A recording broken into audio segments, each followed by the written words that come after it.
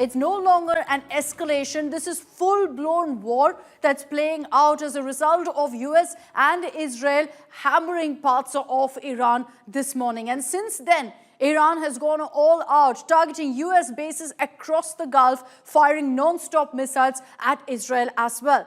Here on India Today, we're getting you every single one of those updates coming in. Those are the images on your screens of what's played out through the day now. This is no longer just about Iran, Israel, and America. We've been seeing explosions ripping through some of the biggest cities of the Middle East, with Iran saying very clearly they will not back off, targeting US bases, any base that's within their range. And that's why we're seeing multiple explosions taking place across the Middle East as well. What will lead to, in fact, this theater of war ending, or is it only going to expand further?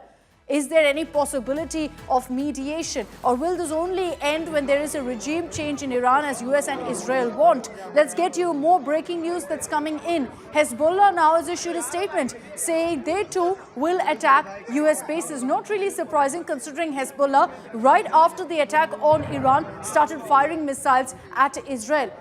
Even as that's happened, we can also confirm for you that more explosions have been heard in Abu Dhabi. Very close to Abu Dhabi airport as well, there have been reports of explosions. One casualty has already been reported as a result of the missile strikes in Abu Dhabi.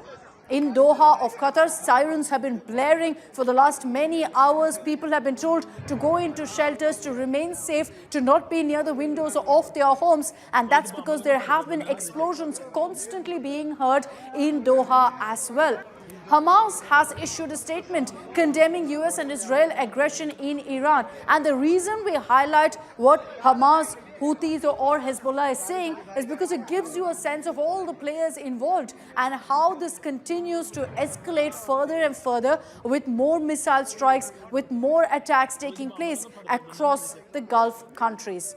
And as we get you the latest updates of what's playing out and the reactions coming in, remember there have been multiple condemnations also of the escalation that's happened. Donald Trump, US President, is expected to speak later today in another statement following his 8-minute detailed address that he had put out on social media. But let's also play out for you, why is Iran at this point going ahead in attacking left, right, center, every US base? It's because they want that this time around, they will not sit back while they're attacked. Just days ago, India Today scooped that mega global exclusive with Abbas Araghchi, who is in fact the Iranian foreign minister.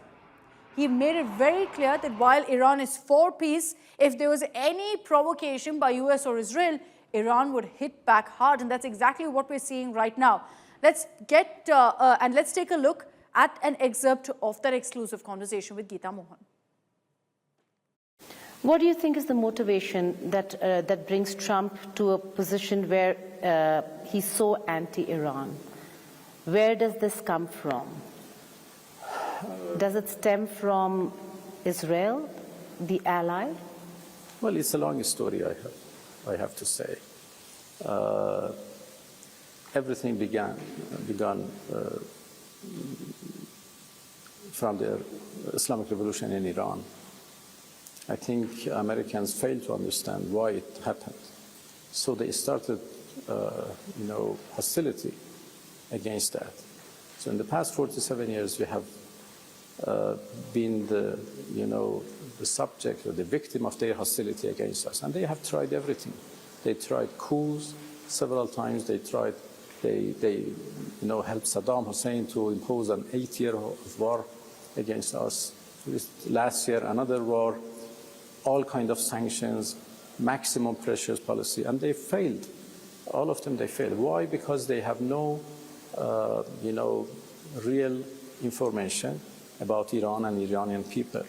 And they are fed with, misinformation campaign, mostly by, Israeli lobbies. So I believe that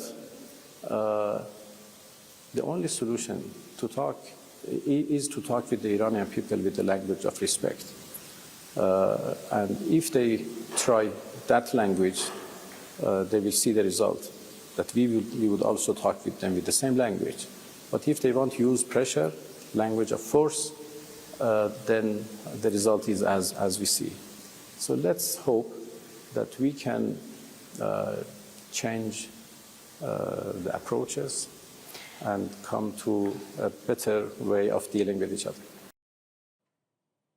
And that's what's led to this all-out counterattack by Iran as a response to the US's operation, which is called Operation Epic Fury, and Israel's operation, which is called Operation Roar of the Lion. Let's be very clear that these are ongoing operations right now. Both US and Israel have made it very clear that any counterattack by Iran would lead to further fresh strikes by them. And considering Iran has already responded and has already resorted to these kind of counterattacks, you're going to see this rage on for the next many days, not hours, but days.